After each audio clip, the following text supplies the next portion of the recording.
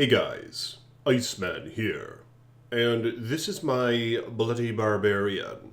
Now, I'm going to show you guys what to do if you want to make a barb for the ladder reset, which is coming up soon, man, June 15th.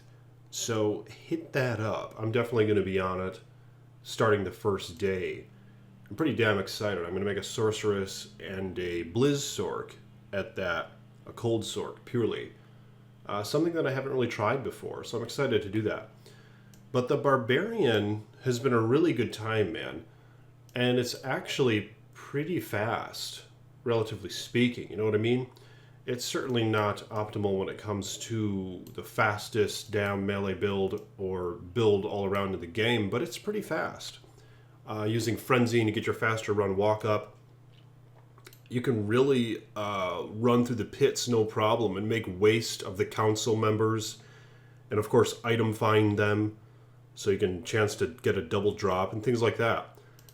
But it's pretty basic. The skills you want to have are battle orders. You want to max that, and that's the only Warcry that I maxed. So just the prerequisites to get there. And of course you're going to always shout battle orders and battle command for the skills. So you just have all three of those ready to go. And early on, you start using double swing until you get to Frenzy. And of course, choose your mastery wisely and just put one into these mastery skills and try to stay with one item type and max that out. And you can decide that before you even start. Or you can wait and see if you find any nice swords or axes early on. You might want to consider then which master you want to be. But this is for a Frenzy barb, so once you get to Frenzy, you start pumping that up. And as you can see, it has a few synergies. Now I found that Taunt is actually a great one to start pumping into. Once you have your attack rating the way you like it, pump a few points into Taunt, because you get 8% added to your frenzy damage for every point that's in Taunt. And Taunt comes in very handy, especially early on in the ladder when you're going to be a heck of a lot more vulnerable. So you get your 3 BOs going, and let me show you some gear that's pretty easy to attain. For one, I will say, make an oath. You know what I mean? The oath sword. If you find an ethereal Balrog blade, you can socket it with Larzuk and make an oath. The damage on that ranges quite a bit, but it's a very cheap sword to make, and you could even find the rune for it from your Hellforge. I believe the best that it requires is an rune, right? I'll have to double check that, but it's extremely cheap. And the runes in it can be found from Hellforge. Even in Nightmare, you can get an rune, right? Pretty damn sure of it. I think that's the highest Nightmare Forge goes, is up to And of course, Hell, it goes up to Gull. But make an Oath Sword, man. And another alternative to the GG rune words is Razor's Edge. This is a tomahawk. I was using this for quite a while, and I was making waste of the council members easily with this thing. The Deadly Strike, of course, 50% chance is going to double your damage every time. The negative percent to target defense increases your chances to hit them. And of course the open wounds prevents them from healing, and the attack speed is just freaking GG. So if you can get yourself a Razor's Edge and a Death Cleaver. I had a Death Cleaver on this character, but I don't have it as of right now. It's on a mule.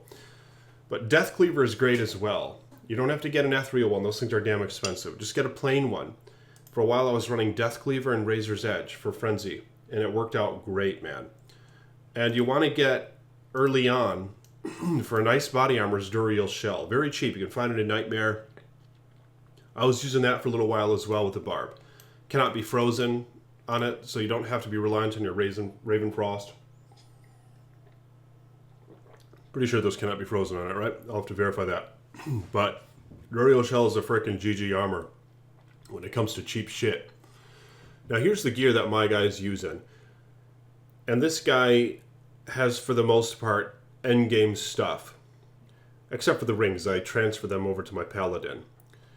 But like I said, you can do well without this shit, and you can build your way up to it. And the reason I keep bringing up the council members is because you can get all the high runes from them, to where you could eventually make your Grief and Breath of the Dying and whatever else you want. I find this to be a pretty cool mix of rune word weapons, and it's very effective on a Frenzy Barb.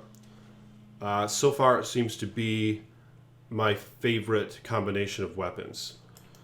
And taunt, of course, like I said, you can taunt them over to you for safety purposes, and it makes them attack you relentlessly, and it decreases their damage and attack rating.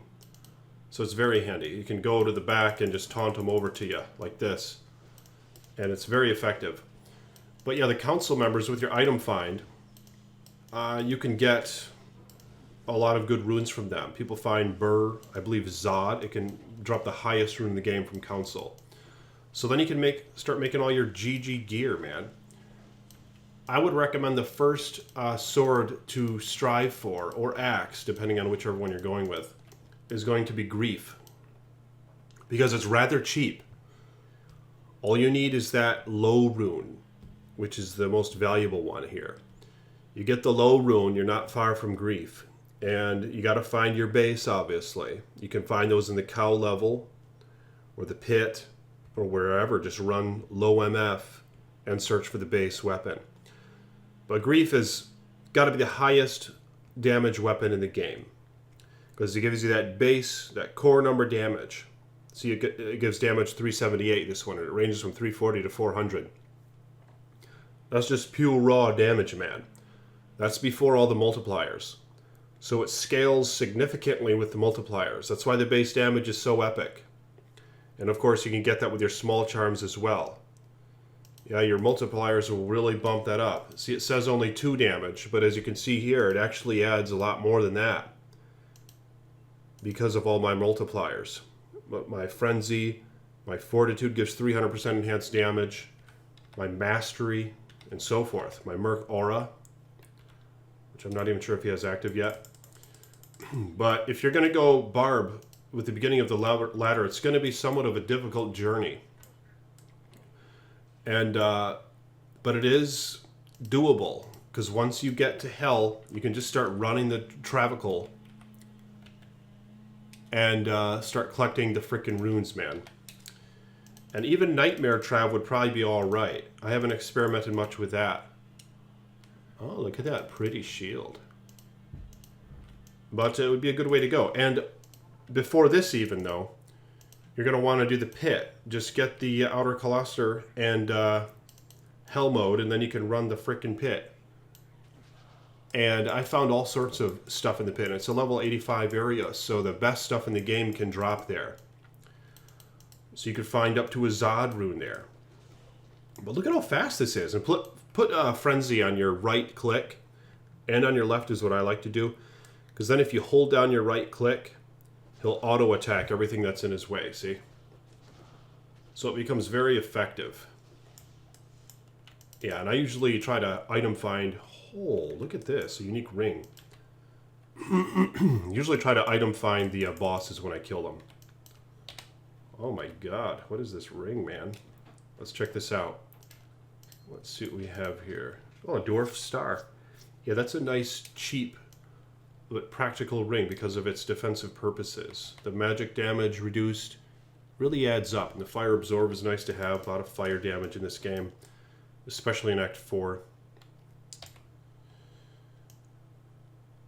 But, yeah, running the Council and Chaos Sanctuary, even with the Barbarian, are probably going to be some of your primary item finding areas.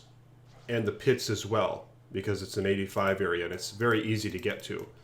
So you just got to follow this path after you go to the Outer Cloister. And it should lead you there. It's going to split, and you get it only goes to 2 separate areas. Another map for wherever the hell you're going, the Black Marsh. There it is. Yeah, right here. And then you can just go make ways to these guys. There's a golden chest down below on level 2. But it'll be a tough journey, but perhaps an exciting one for you, because it's not the most simple route. You know, a lot of people are making sorceresses or paladins to do the Hammerdine thing for early ladder. But if you go Frenzy Barb, you're going to get some style points. And if done correctly, you could make it far. Just like everyone else. With a little bit of luck. I want to ID this thing. I'm going to go to Jewelers, something of the Mammoth. North Star, better pick that up. Oh shit. Town Portal. But, and then you get your Nightmare Offensive Merc, and you should have the, what is it, the Might Aura? I think it's Nightmare Offensive. Not entirely sure. Yeah, I believe that's what it is. And Reaper's Toll is pretty easy to attain. You get that because it casts Decrepify, which you're going to really want with this build, because Decrepify can break physical immunities. So your Merc hits them, cast that thing, and you can kill them then, the ones that are physical immune. Has a lot of life leech. But Decrepify also takes away their physical resistances by negative 50%, which in Hell, the monsters are highly resistant to all sorts of shit, including physical damage. So obviously if you reduce that, you're going to be, they're going to be taking more damage from you. You're going to kill them a hell of a lot faster when Decrepify is cast on them. And Laying of Hands is a pretty cheap glove to get as well. And a lot of the enemies in the game are demons, so this is going to cause you to do significantly more damage toward the demons, 350%. It's very helpful. Get a Duriel Shell, get that unique hatchet, get a lightsaber if you got to go that route. Or you can make a Crescent Moon, which are cheap rune words to make. And you should be on your way, man. And Chaos Sanctuary is nice to run with these guys, because you can just jump your way to it. You don't have to go through that annoying maze to get there. And of course, this all is an 85 area, so the best shit in the game can drop here. So if you want, you could just start jumping over to the Sanctuary. And you'll be there in no time. And then you can get a lot of experience, kill Diablo, do all sorts of runs. And it's a doable boss run for the Barbarian. It's not like in Dario or Mephisto, where you have to be able to teleport to get there fast. You can just jump across, and then here you are. And now you can start destroying these guys. And yeah, again, the best shit in the game can drop here in all of the River of Flames. So you might want to consider even running the rest of the river over by the waypoint, if you want to really make the most of your games. But the Barbarian can be pretty fast at slaughtering stuff. And your party members will really like you too, because obviously they like your BO, your battle orders.